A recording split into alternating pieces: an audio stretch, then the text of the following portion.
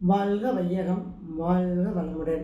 அனைவருக்கும் உங்கள் அஸ்ட்ரோகோமதி மேமன் அன்பான இனிய வணக்கம். இப்போ பார்த்தீங்க அப்படின்னா, கன்னியில் சுக்கிரன். கன்னியில் பார்த்தீங்க அப்படின்னா, சுக்கிரன் நேசமாகிறார்.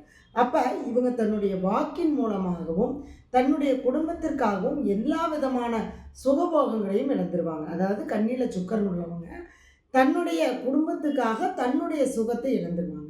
தன்னுடைய தந்தைக்காக தன்னுடைய பொருளாதார இடத்தை இழந்துருவாங்க. அதே மாதிரி பார்த்தீங்கன்னா, இப்போ உங்களுக்கு குடும்பம் அப்படிங்கிறது ஒரு திருப்தி இல்லாத ஒரு அமைப்பாக தான் இருக்கும். அதே மாதிரி அப்பா மூலமாக கிடைக்கக்கூடிய வருமானங்கள் அப்பா இவங்களுக்கு செய்வாரா அப்படின்னா கண்டிப்பாக செய்ய மாட்டார். அப்போ தந்தையின் மூலமாக இவங்களுக்கு எந்த விதத்துலையுமே சுகபோகத்தை அனுபவிக்க முடியாது.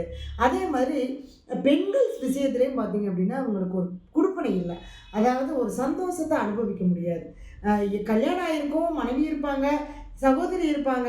ஆனாலும் அவங்களால இவங்களுக்கு ஒரு சந்தோஷம், ஒரு நிம்மதி, ஒரு திருப்தி கிடைக்குமா அப்படின்னு கேட்டால் கண்டிப்பாக இந்த கன்னியில் சுக்கிரன் இருந்தால் கண்டிப்பாக அவங்களுக்கு கிடைக்காது.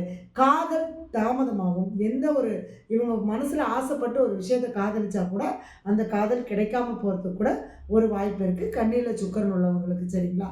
இவங்க பார்த்தீங்க அப்படின்னா இந்த கன்னியில் சுக்கிரன் உள்ளவங்க புதன்கிழமை அன்னைக்கு, அதாவது மகாலட்சுமியை வழிபாடு பண்ணிட்டு வந்தாங்கன்னா இவங்களுக்கு அந்த சுக்கிரன் ஆக்டிவேட் ஆகும்.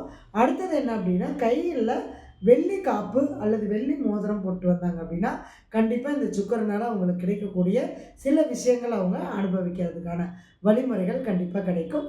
நம்பிக்கையோடு செய்யுங்க, நல்லதே நடக்கும். நன்றி, வணக்கம், வாழ்க.